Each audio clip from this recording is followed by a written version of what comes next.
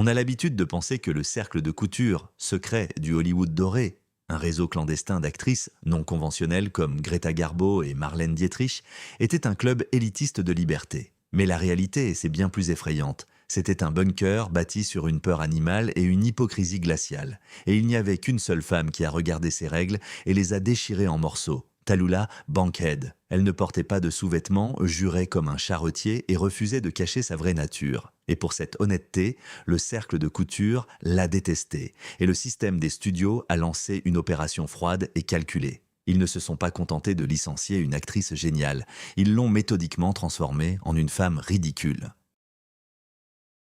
Aujourd'hui, nous allons dévoiler la vengeance la plus cynique de l'histoire du cinéma et découvrir ce qui arrive à une femme qui refuse de porter un masque dans un monde d'illusions en plastique. Pourquoi Hollywood a-t-il permis à Marlène Dietrich de porter des costumes d'hommes et d'embrasser des femmes à l'écran, mais a tourné Tallulah Bankhead en dérision pour la même chose? La réponse ne réside pas dans avec qui elle couchait, mais dans la façon dont elle le cachait. L'une jouait selon les règles de l'hypocrisie, l'autre a décidé que les règles étaient pour les idiots. L'histoire aime stériliser les femmes dangereuses. Quand on entend aujourd'hui parler du cercle de couture, ce fameux réseau clandestin de lesbiennes et bisexuelles de l'âge d'or d'Hollywood, on a envie d'y voir de la romance.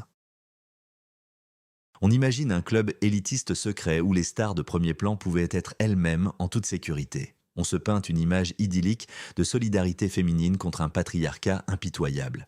Mais la réalité était bien plus effrayante et cynique. Le cercle de couture n'était pas un club de liberté. C'était un bunker de peur. C'était un mécanisme de survie, construit sur une règle simple: fais ce que tu veux à huis clos, mais en public, joue le rôle qu'on t'a vendu. Et il n'y avait qu'une seule femme qui a regardé ce contrat et l'a déchiré en morceaux. Tallulah Bankhead. Vous avez probablement vu ses photos ou entendu son célèbre Darling. Vous la connaissez peut-être comme une fêtarde excentrique dont on disait « Un jour sans Tallulah, c'est comme un mois sans catastrophe ». Mais cette image de joyeuse femme n'est pas tout à fait vraie. C'est une cellule de prison que le système des studios a construite pour elle. Dans les prochaines minutes, nous allons faire ce que Hollywood a tenté de prévenir pendant un demi-siècle. Nous allons analyser le véritable cas de Tallulah Bankhead. Nous n'allons pas fouiller dans le linge sale, il y en avait beaucoup, et cela n'a pas d'importance. Nous allons dévoiler la mécanique de l'industrie. Vous comprendrez pourquoi le cercle de couture détestait vraiment Tallulah. Spoiler, elle était leur pire cauchemar. Nous verrons la différence entre la sexualité de produit de Dietrich et l'honnêteté dangereuse de Bankhead. Et surtout, nous répondrons à la question: que se passe-t-il avec une personne qui refuse de porter un masque dans un monde où le visage n'est qu'un effet spécial de plus? Oubliez les contes sur la mauvaise fille d'Hollywood. Voici l'histoire d'une femme qui était trop réelle pour la fabrique de rêves. Acte 1. Opération caricature. Comment neutraliser une femme gênante?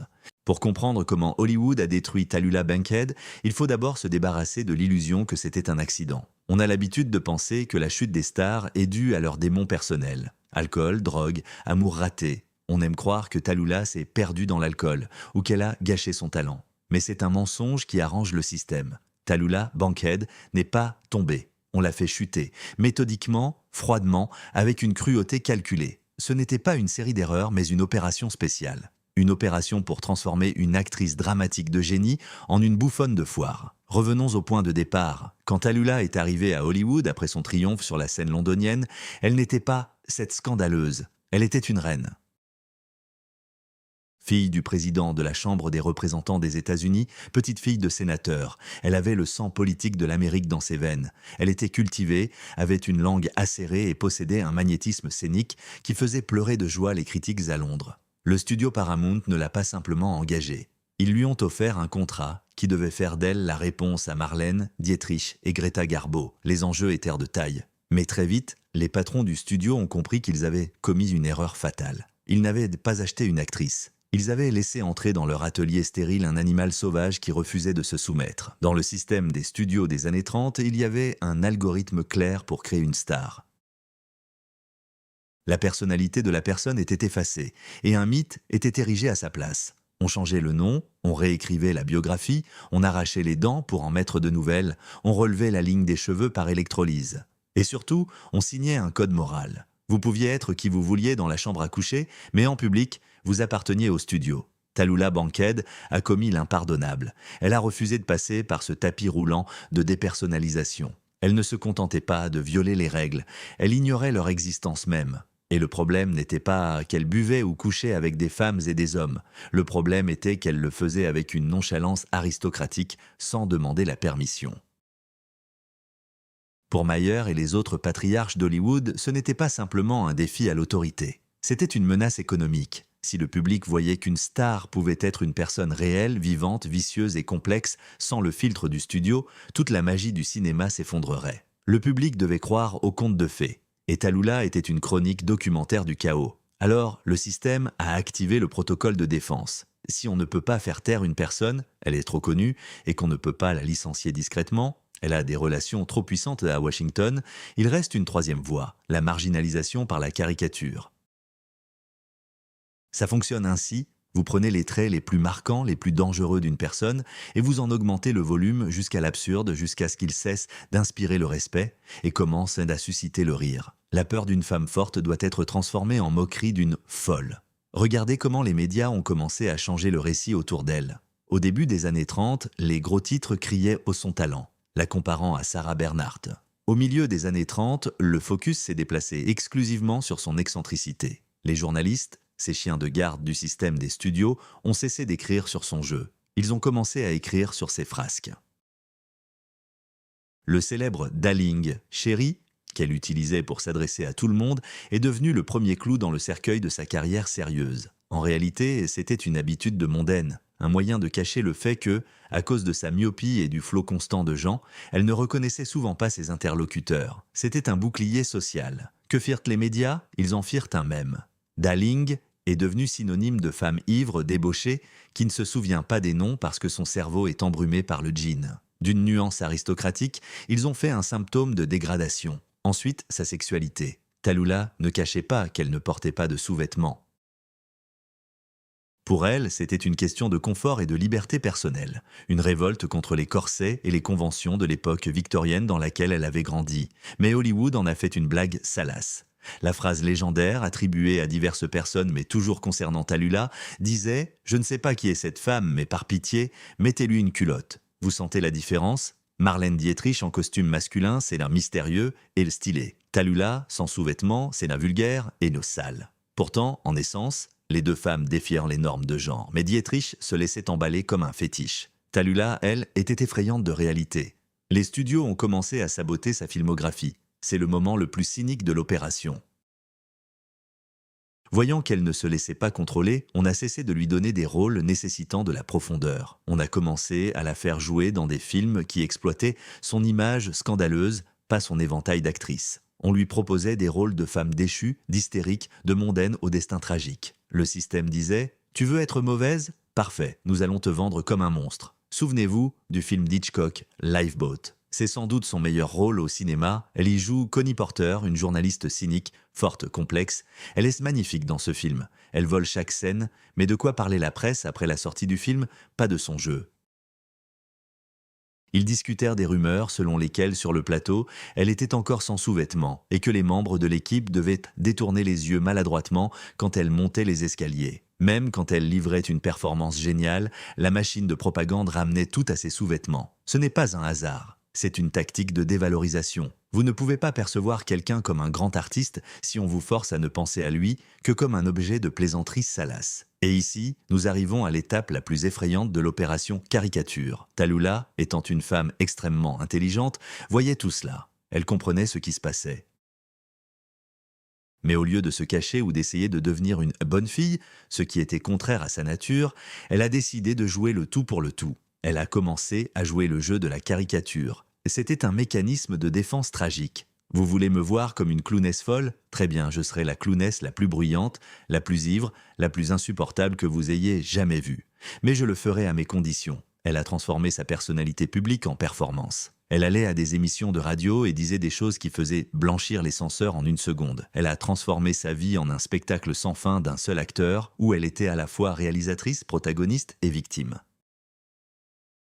Elle a commencé à vendre ses vices, car elle avait compris, dans cette ville, l'honnêteté ne se vend pas, mais le scandale paie bien. Mais derrière ce bruit se cachait une profonde tragédie professionnelle. Tallulah Bankhead était une actrice de la trempe de Bette Davis. Elle avait la même nervosité, la même puissance. Mais Davis, malgré son caractère difficile, jouait selon les règles de l'industrie. Elle se battait pour des rôles, mais ne se battait pas contre le système d'hypocrisie lui-même. Tallulah, elle, se battait contre l'air que respirait Hollywood. C'est pourquoi elle a été exclue de toutes les listes. Elle n'est pas entrée dans le panthéon des grandes divas du cinéma, restant dans l'histoire comme celle avec la voix rauque.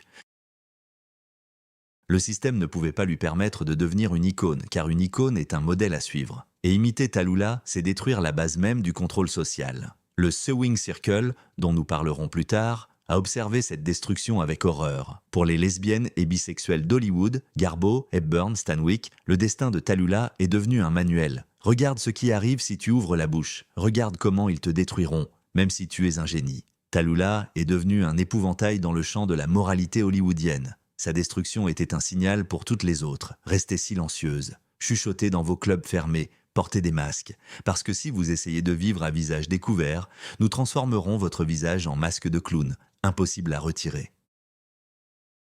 Elle n'était pas victime de ses passions.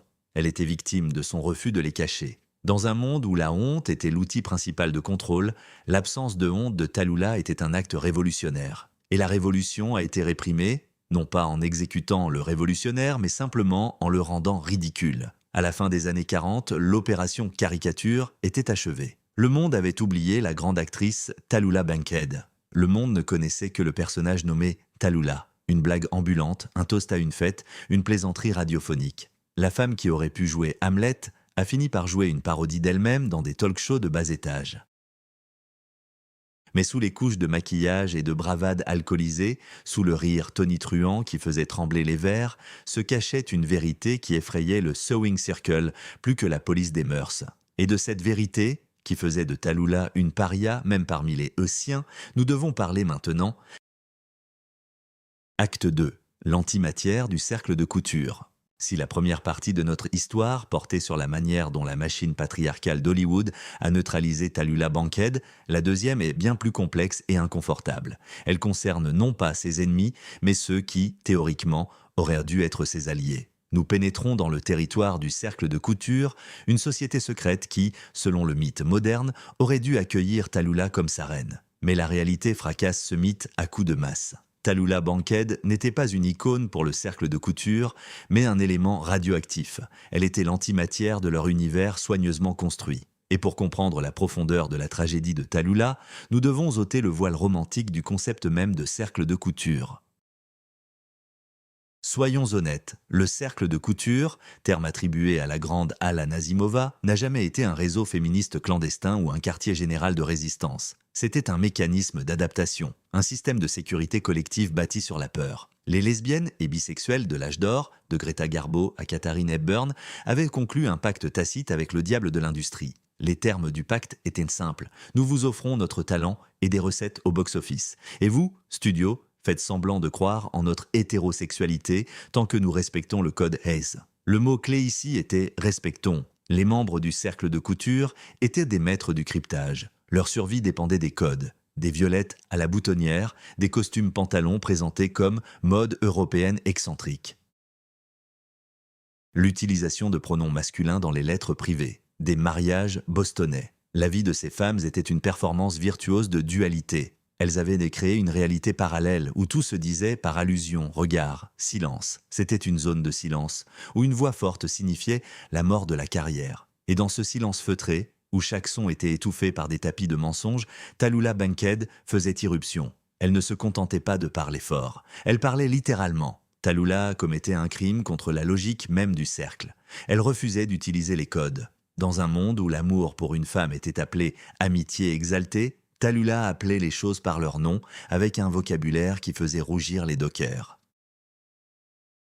Imaginez l'horreur de Greta Garbo, une femme qui avait fait de sa discrétion une religion, qui avait bâti sa carrière sur le mystère. « Je veux être seule ». Garbo savait que son secret était son principal atout. Et voici Tallulah qui, lors d'une réception mondaine, pouvait faire un commentaire à haute voix sur la silhouette ou les talents de chambre de quelqu'un sans se soucier de qui était à côté. Producteur, journaliste ou agent du FBI. Pour les membres du cercle de couture, Tallulah était une menace ambulante de divulgation. Être près d'elle était dangereux. Elle était comme une personne allumant une cigarette dans un dépôt de poudre, ne comprenant sincèrement pas pourquoi tout le monde autour était si nerveux. C'est une différence fondamentale de psychologie. Le cercle de couture croyait en la séparation. Il y a le moi public et le moi privé. Entre les deux, un mur, Tallulah Bankhead, vivait dans le concept d'intégrité. Pour elle, il n'y avait pas de mur. Elle était la même dans la chambre, sur le plateau et au poste de police. Et cette intégrité était insupportable pour ceux habitués à vivre dans un monde fragmenté. Examinons ce conflit à travers le prisme de Marlène Dietrich. Dietrich faisait aussi partie de ce monde, elle aimait aussi les femmes, elle portait aussi des pantalons. Mais Dietrich était un génie du contrôle. Elle avait transformé son androgynie en produit scénique. Quand Dietrich embrassait une femme dans le film Maroc, c'était de l'art avec un grand A. C'était sûr, parce que c'était à l'écran, dans le cadre du scénario sous les projecteurs. Dietrich gérait son image avec la précision d'un chirurgien. Elle savait où le jeu s'arrêtait et où la réalité commençait, et ne laissait jamais les étrangers en coulisses. Tallulah, elle, ne connaissait pas de limites. Son androgynie, si on peut l'appeler ainsi, n'était pas un style, mais une nature animale. Elle ne jouait pas à l'homme, elle s'appropriait simplement les droits masculins, le droit de boire, de jurer, de choisir ses partenaires, de ne pas s'excuser. Dietrich vendait l'illusion du vice. Tallulah offrait la réalité de la liberté. Hollywood et le cercle de couture avec lui n'achetaient que des illusions. La réalité faisait peur, la réalité était sale, imprévisible et incontrôlable. C'est pourquoi le cercle de couture l'a isolé. Ce n'était pas un simple snobisme, c'était une quarantaine. Les femmes, qui avaient passé des années à construire leur château de verre de réputation décente, voyaient Tallulah comme une vandale avec une pierre à la main. Si Tallulah était arrêtée ou faisait la une des journaux avec un énième scandale, l'ombre tomberait sur toutes celles qui étaient à ses côtés. Elle était le patient zéro de la franchise et personne ne voulait être contaminé. De plus, le comportement de Tallulah provoquait une profonde dissonance psychologique chez les membres du cercle. Elle était un reproche vivant à leur propre lâcheté. En regardant Tallulah, qui se moquait de l'opinion publique, des femmes comme Katharine Hepburn, qui a caché toute sa vie sa véritable nature derrière l'image d'une sportive asexuée ou d'une fidèle amie de Spencer Tracy, ressentaient une piqûre de conscience. Tallulah leur montrait quelle pourrait être leur vie s'ils n'avaient pas peur. Mais au lieu d'admirer son courage, elles ont choisi la réaction défensive, le mépris. Il est plus facile de déclarer quelqu'un vulgaire, débauché et fou que de reconnaître qu'il est plus libre que vous. Il est plus facile de dire « elle n'est qu'une ivrogne qui ne sait pas se tenir » que de reconnaître « elle c'est la seule parmi nous à ne pas avoir vendu son âme pour un contrat avec la MGM ». Tallulah Bankhead brisait le pacte de silence. Le cercle de couture fonctionnait selon le principe de la mafia, omerta. Tu te tais sur moi, je me tais sur toi. Nous savons tous qui est qui, mais nous ne le disons jamais à voix haute en présence de civils. Tallulah n'a pas signé l'omerta. Pas parce qu'elle voulait trahir quelqu'un, mais parce qu'elle ne savait pas chuchoter organiquement. Sa voix, ce célèbre baryton grave, était faite pour la déclamation, pas pour la conspiration. Il y avait une autre raison pour laquelle elle est devenue de l'antimatière. C'était son origine. N'oubliez pas, elle était une Bankhead, fille de l'élite politique de l'Alabama. Cela lui donnait un degré de confiance intérieure et d'impunité que n'avaient pas les pauvres immigrantes comme Garbo ou Dietrich. Tallulah savait que même si Hollywood la rejetait, elle resterait une Bankhead. Elle avait un filet de sécurité fait de fierté familiale et de connexion. Les autres n'avaient pas ce filet. Leur carrière était la seule chose qu'elle possédait. C'est pourquoi, pour le cercle de couture, l'insouciance de Tallulah ressemblait à l'arrogance d'une riche fille qui joue avec le feu, sachant que papa, ou son ombre, la couvrira. Elle la détestait parce qu'elle pouvait se permettre le luxe de ne pas avoir peur. En fin de compte, Tallulah s'est retrouvée dans une position unique et effrayante. Pour la majorité hétérosexuelle, elle était trop queer, trop étrange, trop masculine. Mais pour la communauté queer d'Hollywood, elle était trop ouverte, trop dangereuse, trop réelle. Elle ne rentrait dans aucune catégorie. Elle était coincée dans un limbo. Elle a été rejetée par la société normale pour ses péchés. Et elle a été rejetée par la société clandestine pour la manière dont elle confessait ses péchés, publiquement et sans remords. La tragédie de Tallulah dans le contexte du cercle de couture est celle d'un prophète lapidé par les siens. Elle vivait la vie dont il rêvait dans leurs fantasmes les plus audacieux, mais en réalité, il la fuyait comme la peste. Elle a prouvé un théorème effrayant. Le comportement le plus impardonnable dans un système totalitaire, et Hollywood des années 30 était un système totalitaire de la morale, n'est pas la violation des règles, c'est le refus de se cacher après la violation. Le cercle de couture était une zone de pénombre confortable. Tallulah était un projecteur. Et comme on le sait, dans une pièce sombre, celui qui allume la lumière irrite tout le monde. Les yeux piquent. On veut se fermer les yeux et demander d'éteindre. Et Hollywood a fini par l'éteindre.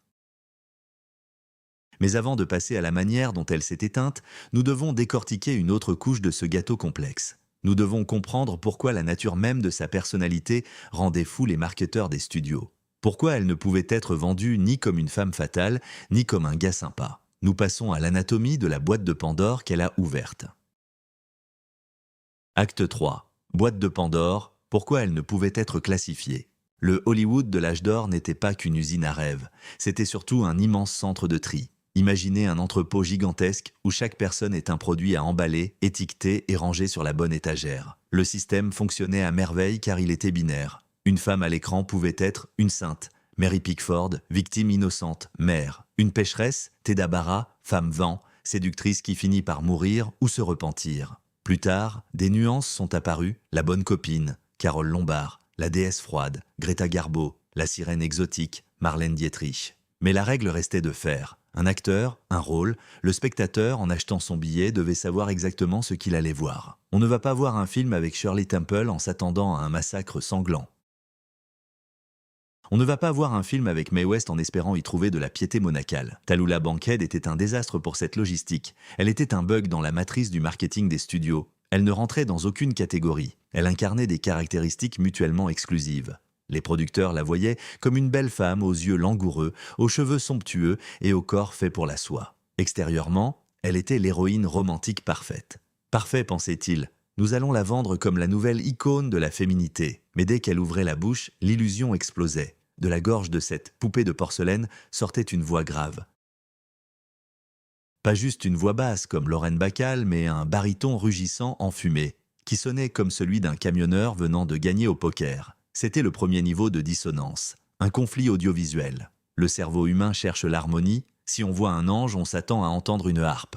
Tallulah ressemblait à un ange mais sonnait comme un trombone. Pour le public des années 30, c'était non seulement étrange, mais inquiétant. Cela créait une sensation de menace subconsciente. Une femme qui sonne comme un homme mais ressemble à une déesse, c'est une chimère. Et dans la mythologie, les chimères sont des monstres. Deuxième niveau de dissonance, le paradoxe social. En Amérique, le système de classe n'était pas aussi rigide qu'en Grande-Bretagne, mais il existait. Tallulah était de l'aristocratie.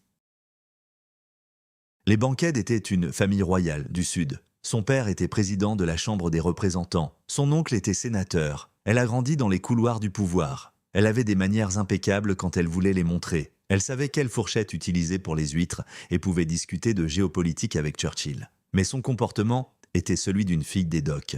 Elle jurait avec virtuosité, salement et de manière inventive. Elle buvait du gin à même la bouteille. Elle racontait ses histoires de maladies vénériennes comme si elle parlait du temps. Pour Hollywood, c'était une énigme insoluble. Comment vendre cette hybride ? Si elle avait été simplement vulgaire, on aurait pu en faire une actrice comique de second plan. Si elle avait été simplement une dame hautaine, elle aurait joué des reines et des duchesses. Mais elle était une dame qui se comportait comme une vagabonde. Le spectateur ne savait pas s'il devait l'admirer ou la mépriser. Était-elle au-dessus de nous ou en dessous de nous ? Cette dissonance cognitive irritait le public. Les gens aiment quand les stars confirment leur vision du monde, pas quand elles la brisent à chaque instant. Troisième et plus profond niveau, le chaos du genre. Nous avons déjà parlé du cercle de couture et des lesbiennes. Mais le problème de Tallulah était plus large que son orientation sexuelle. Le problème était son énergie. Dans le cinéma de l'époque, il y avait une division claire des rôles. L'homme actif, il regarde, agit, prend. La femme est passive, on la regarde, elle subit l'action, elle séduit ou résiste. Tallulah Bankhead était agressivement active. Elle dévorait l'espace autour d'elle. À l'écran et dans la vie, elle dominait les hommes non par des charmes féminins, mais par pure force de volonté et d'intellect. Elle ne flairait pas, elle attaquait. Quand le studio Paramount a essayé de faire d'elle une deuxième Marlène Dietrich, ils ont échoué lamentablement. Pourquoi ? Parce que Dietrich, même en costume masculin, restait un objet de désir. Elle était froide, distante, permettait au spectateur de projeter ses fantasmes sur elle. Dietrich était un écran. Tallulah n'était pas un écran, elle était un projecteur. Elle émettait une énergie si puissante que le public masculin se sentait mal à l'aise. Les hommes dans la salle sentaient que cette femme à l'écran était plus forte qu'eux. Elle ne les voulait pas, elle les évaluait. Et l'évaluation, probablement, ne serait pas en leur faveur. C'était mortel pour le box-office. Dans les années 30, les hommes payaient pour se sentir héros. Tallulah les faisait se sentir comme des garçons réprimandés par une gouvernante sévère et légèrement ivre. Les studios ont essayé de la reconditionner. Ils ont tenté d'adoucir son image, cela semblait faux, comme un loup déguisé en agneau. Ils ont essayé de la faire jouer les méchantes, mais elle était trop charismatique, et le public commençait à sympathiser avec le mal, ce qui violait le code moral d'Hollywood. Tallulah est devenue l'incarnation de ce qu'on appellera plus tard le camp, bien avant que Susan Sontag ne décrive ce concept. Elle était au trop en tout, trop d'émotions, trop de gestes, trop de vérité. Elle a transformé sa vie en grotesque, car les cadres ordinaires de la réalité l'étouffaient. Et c'est là que réside la réponse à la question de pourquoi elle ne pouvait être classifiée. La classification exige de simplifier. Pour ranger un dossier dans un tiroir, il faut couper les bords qui dépassent. Tallulah refusait d'être simplifiée. Elle disait « Je suis pure comme la neige fondue » et ajoutait aussitôt « Mais j'ai traversé les égouts ». Elle parlait de son amour pour Dieu et la Bible. Elle était vraiment érudite en théologie. Et une minute plus tard, elle commettait un péché mortel. Ce n'était pas de l'hypocrisie pour elle. Pour elle, c'était la plénitude de la vie. L'homme est complexe. L'homme est fait de contradictions. Mais Hollywood est un business qui vend des émotions simples. Le cercle de couture comprenait cela. Katharine Hepburn comprenait cela. À l'écran, elle était capricieuse, mais finissait par se soumettre à un homme fort, généralement Cary Grant ou Spencer Tracy. Garbo comprenait cela, elle mourait par amour. Tallulah ne se soumettait pas et ne mourait pas. Elle se tenait au milieu du cadre, riait de son rire tonitruant et regardait directement la caméra, brisant le quatrième mur par sa simple existence. Les patrons des studios, confrontés à ce phénomène, en sont arrivés à la seule conclusion possible pour la logique d'entreprise, le produit est défectueux. Ils n'ont pas pensé « peut-être que nos catégories sont obsolètes ». Ils ont pensé « cette femme est anormale ». Son incapacité à entrer dans la boîte de Pandore est devenue sa condamnation. En marketing, il y a une règle. Si vous ne pouvez pas expliquer ce que c'est en 3 secondes, vous ne pouvez pas le vendre. Tallulah Bankhead ne pouvait être expliquée ni en 3 secondes, ni en 3 heures. Elle était un test de Rorschach vivant pour l'Amérique. Les puritains voyaient en elle le diable, les intellectuels voyaient en elle un génie de l'ironie. La communauté queer voyait en elle un reflet dangereux. Et les studios voyaient en elle des chiffres rouges dans les bilans comptables. Donc, quand on dit que Tallulah a été écartée, ce n'est pas tout à fait exact. Le système l'a simplement recrachée, comme un mécanisme complexe rejette une pièce qui ne convient ni par la taille, ni par la forme, ni par le matériau. Elle était faite d'un autre alliage. Et c'est ici que nous arrivons à la comparaison la plus intéressante. Si Tallulah était un chaos incontrôlable, y avait-il une alternative à Hollywood ? Y avait-il un exemple de femme avec des réglages similaires, bisexualité, force, indépendance, qui a réussi à percer le système plutôt que d'être écrasée par lui ? Oui, il y avait un tel exemple. Et cette comparaison sera douloureuse mais nécessaire. Marlène Dietrich. Pourquoi l'une est devenue une légende du style et l'autre une légende du scandale ? Quelle était leur différence fondamentale à part la quantité de sous-vêtements ? C'est ce que je vais raconter ensuite. Acte 4. 2 modèles de survie. Dietrich contre Bankhead. Pour comprendre la véritable mécanique de la survie à Hollywood, il faut oser le plus cruel des parallèles de l'histoire du show business du XXe siècle. Il faut placer côte à côte 2 figures qui, à première vue, semblent presque identiques, mais qui incarnent en réalité 2 philosophies d'existence diamétralement opposées. Dans le coin gauche du ring, Tallulah Bankhead. Dans le coin droit, Marlène Dietrich. Pourquoi cette comparaison est-elle inévitable ?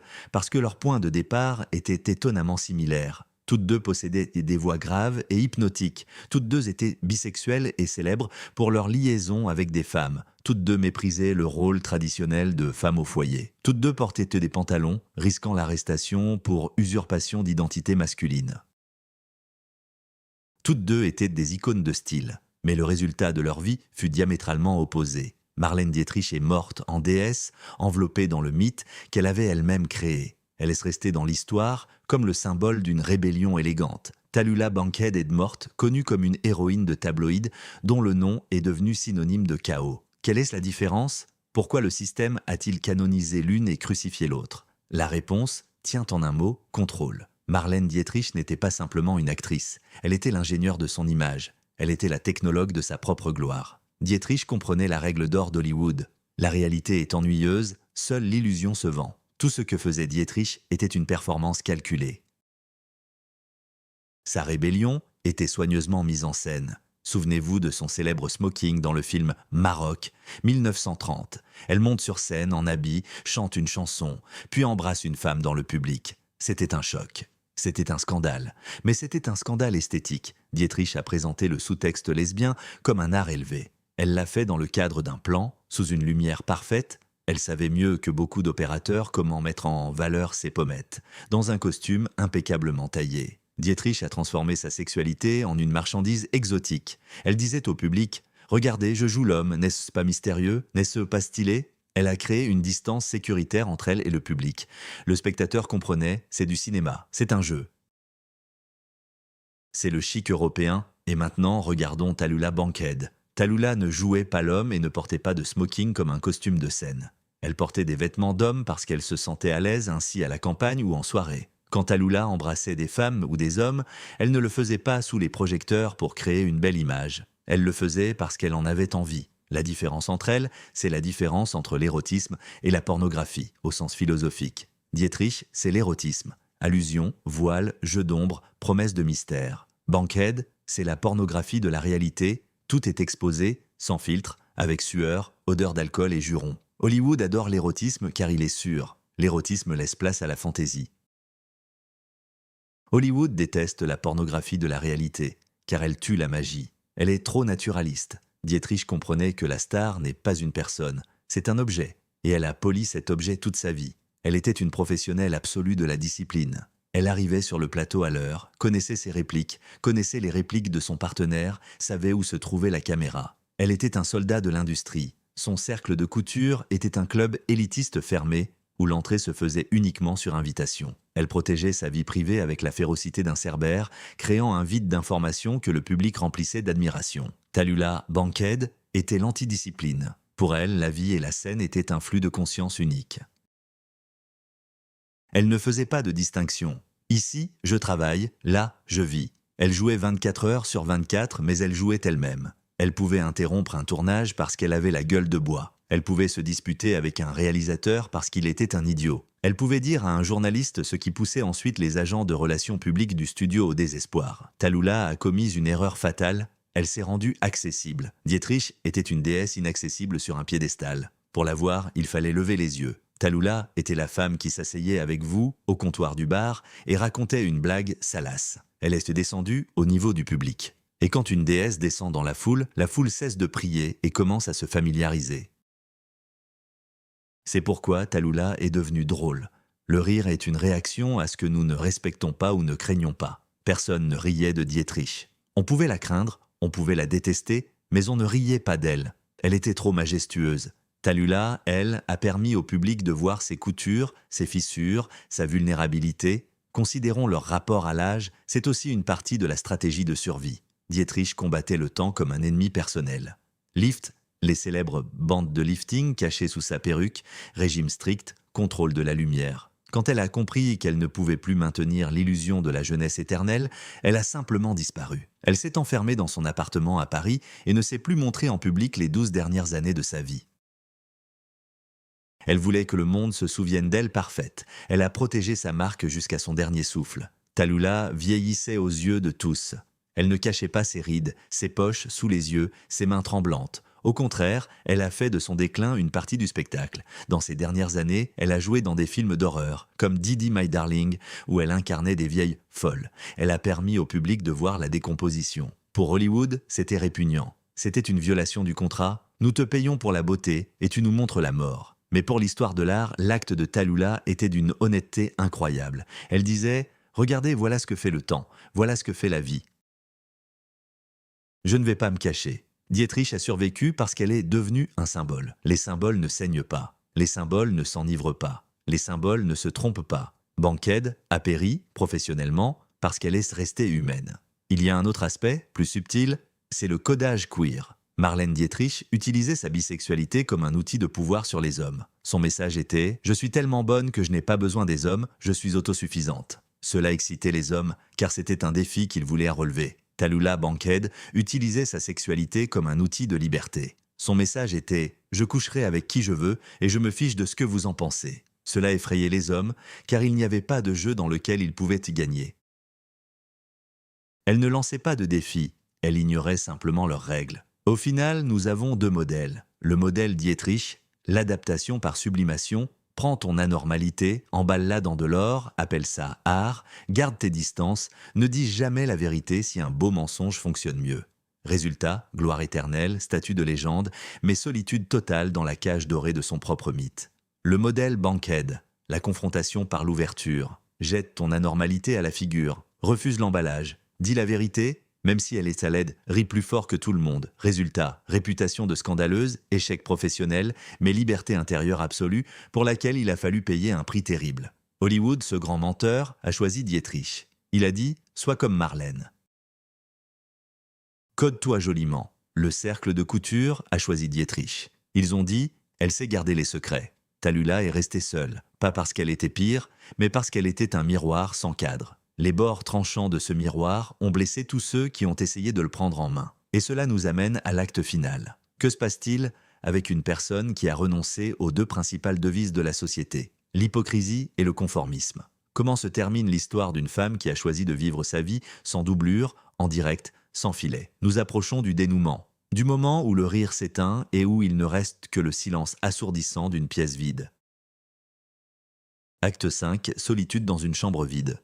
Dans toute grande pièce, il y a un moment où les décors se démontent, les spectateurs s'en vont et l'acteur reste seul sur scène. Les lumières s'éteignent et le seul son qui persiste est l'écho de ses propres pas. Pour Tallulah Bankhead, ce 5e acte a duré les 2 dernières décennies de sa vie. C'était la partie la plus cruelle mais aussi la plus honnête de son histoire. C'est ici, à la fin, que nous obtenons la réponse définitive à la question.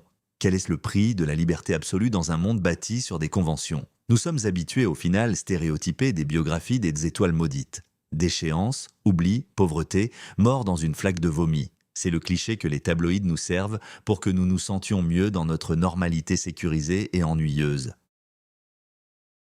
Regardez, nous dit la société, voilà ce qui arrive à ceux qui vivent trop intensément. Mais le final de Tallulah Bankhead n'est pas une histoire de chute. C'est une histoire d'isolement, portée à l'extrême. C'est l'histoire de comment l'espace autour d'une personne est consumé par sa propre intensité. Dans les années 50, Tallulah était devenue un institut. Elle était célèbre pour être célèbre. Les gens allumaient la radio pour écouter son Big Show, non pas pour les inviter, mais pour entendre Tallulah démolir ses invités. Elle était devenue une attraction nationale. Les touristes à New York rêvèrent de voir la statue de la liberté et Tallulah Bankhead, idéalement dans le même état de grandeur monumentale.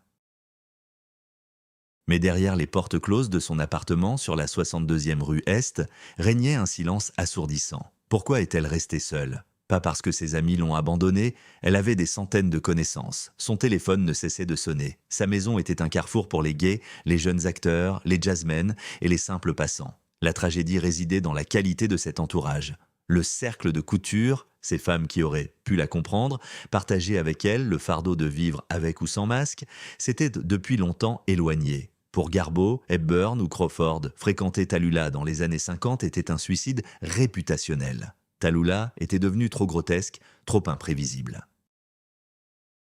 Elle, qui avait préservé leur capital et leur visage grâce à la chirurgie et au silence, voyait en Tallulah un rappel vivant de la mort et de la décomposition. Elle était ce portrait de Dorian Gray qu'elle cachait au grenier, sauf que ce portrait se promenait dans les rues et donnait des interviews. L'entourage de Tallulah, dans ces dernières années, était principalement composé de ceux que Hollywood appelait des caddies, profiteurs. C'étaient des gens qui se nourrissaient de son énergie, de son argent et de sa gloire. Ils riaient de ses blagues, lui servaient du bourbon et supportaient ses colères. Parce qu'à ses côtés, la vie semblait être un film en couleur.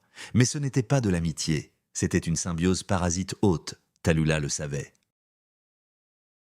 Son intelligence, ce couteau aiguisé qu'elle n'a jamais rangé dans son fourreau, n'avait pas disparu. Elle comprenait parfaitement qu'elle jouait le rôle de la reine devant une cour de bouffons. Et cette compréhension rendait sa solitude insupportable. Il n'y a rien de pire que d'être la personne la plus intelligente dans une pièce pleine de gens que vous payez pour leur présence.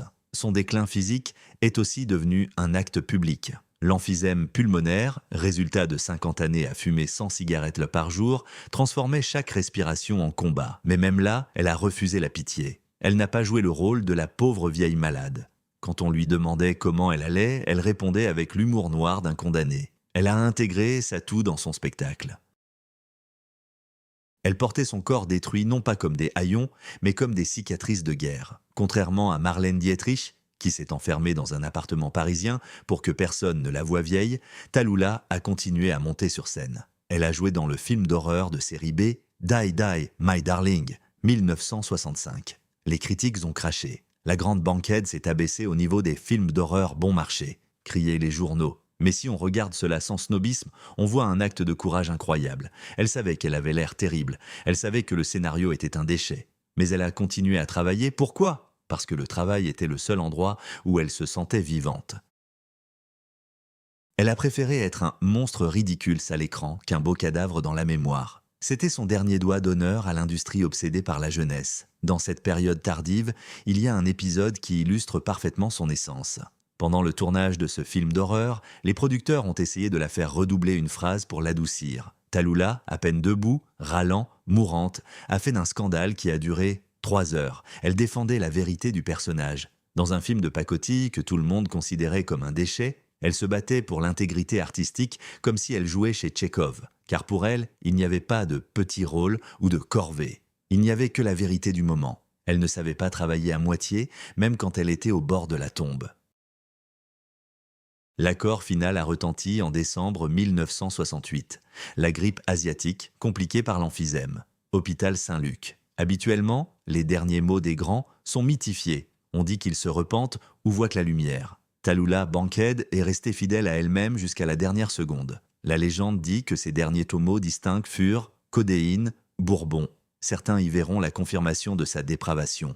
Regardez, elle est morte en demandant des drogues et de l'alcool. Mais regardons plus profondément. Dans ces mots, il y a un refus de la prétention. Elle avait mal, elle avait peur, et elle demandait ce qui soulagerait la douleur sans essayer de jouer la sainte. Elle n'a pas demandé un prêtre. Elle n'a pas demandé pardon à Dieu. Elle a toujours pensé qu'ils avaient, elle et Dieu, une relation spéciale fondée sur le respect mutuel des fortes personnalités. Elle a demandé un analgésique. C'était une honnêteté ultime, biologique. La réalité du corps contre les attentes de l'âme. Quand elle est morte, Hollywood a poussé un soupir de soulagement. La source de bruit s'était tue. Le cercle de couture pouvait dormir tranquille. Plus personne ne menaçait de sortir leur squelette du placard. À ses funérailles, des milliers de personnes sont venues. Mais parmi elles, peu la connaissaient vraiment. Les fans sont venus, les journalistes sont venus, ces mêmes parasites sont venus. Ses véritables collègues, les grands menteurs d'Hollywood, ont envoyé de belles couronnes. Les fleurs, c'est tellement sûr. Elles ne disent rien de trop. Que nous reste-t-il en fin de compte? Tallulah Bankhead est morte à 66 ans. Elle a laissé derrière elle une filmographie chaotique, quelques rôles théâtraux géniaux que personne n'a vus et 1 million d'anecdotes. Il semblerait que le système ait gagné. Il a transformé la menace en folklore. Mais le temps est une chose étrange. Il efface la dorure et ne laisse que les structures porteuses. Un demi-siècle plus tard, nous regardons Marlène Dietrich et voyons une belle image froide. Nous admirons la forme, mais nous ne ressentons pas de chaleur. Nous regardons le cercle de couture et voyons un groupe de femmes effrayées qui ont passé leur vie à construire des refuges. Et puis nous regardons Tallulah, ses yeux fous, son désordre, son refus d'être confortable. Et soudain nous comprenons qu'elle était la seule vraiment vivante dans ce musée de figures de cire. Sa solitude dans une chambre vide était le prix qu'elle a payé pour ne pas vendre son âme par morceaux. Elle nous a montré ce qui se passe quand une femme refuse de coudre, c'est-à-dire de créer du confort, de cacher les coutures, de boucher les trous dans la réalité. Quand une femme lâche l'aiguille et le fil et prend le micro, le monde essaye de la détruire. Le monde peut lui retirer sa carrière, peut lui retirer sa réputation, peut lui retirer sa santé. Mais le monde n'a pas pu retirer à Tallulah Bankhead sa voix. Même maintenant, des décennies plus tard, si vous écoutez attentivement le silence de l'histoire hollywoodienne, vous pouvez entendre ce rire bas et enfumé qui fait trembler les lustres de l'hypocrisie. « Darling, si tu n'as pas d'ennemis, c'est que tu n'as pas de caractère. » Elle était morte seule, mais elle est morte elle-même. Et dans une industrie qui vend les visages des autres, c'est la plus grande des victoires possibles. Maintenant que nous avons parcouru ce chemin, du début éclatant à la broyeuse du système jusqu'à une fin silencieuse mais fière, il ne nous reste plus qu'à tirer une conclusion. Faire cette même déduction qui renversera votre perception de pourquoi nous avons raconté cette histoire. Nous avons commencé cette conversation avec un mythe. Avec un joli conte disant que Tallulah Bankhead était une icône de l'underground queer, l'âme du cercle de couture et simplement une femme joyeuse qui aimait boire. Maintenant, vous connaissez la vérité. Et cette vérité est bien plus inconfortable que n'importe quel scénario hollywoodien. Tallulah Bankhead ne faisait pas partie du cercle. Elle était cette réalité gênante dont le cercle essayait de se protéger avec des rideaux de velours. Dans l'histoire du cinéma, elle a joué le rôle du canari dans la mine de charbon. Vous savez pourquoi les mineurs emportaient une cage avec un oiseau? Si le canari cessait de chanter et tombait raide mort, cela signifiait que l'air était empoisonné et que tout le monde devait fuir. Tallulah n'a pas cessé de chanter. Elle a crié jusqu'à son dernier souffle. Mais son destin a montré à tous les autres, Garbo, Hepburn, Stanwyck, que l'air à Hollywood était vraiment empoisonné, que le prix de l'honnêteté n'est pas simplement le licenciement, c'est la transformation en risée. Aujourd'hui, nous vivons dans un monde qui, étrangement, rappelle cette époque. Oui, nous n'avons pas le code Hays, mais nous avons la marque personnelle. Nous avons les réseaux sociaux, où chacun est son propre studio Metro-Goldwyn-Mayer, où nous retouchons nos vies, filtrons nos pensées et avons désespérément peur de la cancel culture. Nous faisons tous un peu partie de notre cercle de couture global où la règle principale est de paraître réussi, correct et heureux. Et c'est précisément pourquoi l'histoire de Tallulah Bankhead frappe plus fort aujourd'hui qu'il y a 50 ans. Elle nous rappelle la différence entre réputation et caractère. La réputation, c'est ce que les autres pensent de vous. C'est un vase fragile que vous portez toute votre vie, craignant de le faire tomber. Marlène Dietrich est morte avec une réputation impeccable. Le caractère, c'est qui vous êtes quand personne ne regarde ou quand tout le monde regarde et que cela vous est égal. Tallulah Bankhead est morte avec une réputation terrible, mais avec un caractère absolu, monolithique. Le cercle de couture était un moyen de faire taire les femmes en leur offrant en échange la sécurité. Tallulah Bankhead est l'exemple de ce qui arrive quand une femme refuse de coudre, lâche le tambour et commence à parler. Oui, sa vie était un chaos, oui, sa fin était solitaire. Mais, contrairement à beaucoup de ses contemporaines, qui sont mortes étouffées dans les corsets de leurs propres mensonges, Tallulah Bankhead est morte en respirant à plein poumon. Même si ses poumons étaient là détruits par le tabac, elle n'a pas laissé derrière elle une école d'art dramatique. Elle n'a pas laissé de fondation. Elle a laissé derrière elle une question simple mais effrayante, qui plane maintenant dans l'air devant chacun de nous. Combien de votre véritable personnalité êtes-vous prêt à couper pour entrer dans la boîte de quelqu'un d'autre? Tallulah a répondu « Pas un pouce ». Et elle a payé pour cela avec tout ce qu'elle avait. En regardant son histoire sans lunettes roses, nous comprenons, peut-être était-elle la seule personne mentalement saine dans l'asile, que nous appelons l'âge d'or d'Hollywood. Mais il y a un autre côté à cette médaille. Nous avons vu ce qui arrive à une femme qui crie, mais nous avons à peine effleuré celles qui ont choisi le silence. Tallulah était le bruit, mais le silence tue tout aussi efficacement. Il ne laisse simplement pas de bleu à l'extérieur, mais il brûle de l'intérieur. Vous pensez que Greta Garbo ou Marlène Dietrich ont gagné cette bataille parce qu'elles ont gardé leur gloire? Vous vous trompez. Si Tallulah a brûlé dans le feu, ces femmes ont lentement gelé dans les glaces de leur propre contrôle. Pour comprendre l'image complète de cette tragédie, vous devez connaître l'histoire de Greta Garbo, la femme qui a poussé l'art du cercle de couture à l'absolu et a finalement devenu sa principale prisonnière. Pourquoi la femme la plus désirée de la planète a-t-elle, à 36 ans, fermé la porte derrière elle pour toujours et passé les 50 années suivantes à se cacher des gens derrière des lunettes noires? Cliquez sur la vidéo suivante pour découvrir le secret de Greta Garbo. Car si Tallulah est une explosion, Garbo est un trou noir. Et vous devez voir les deux abysses pour comprendre l'horreur véritable de cette époque.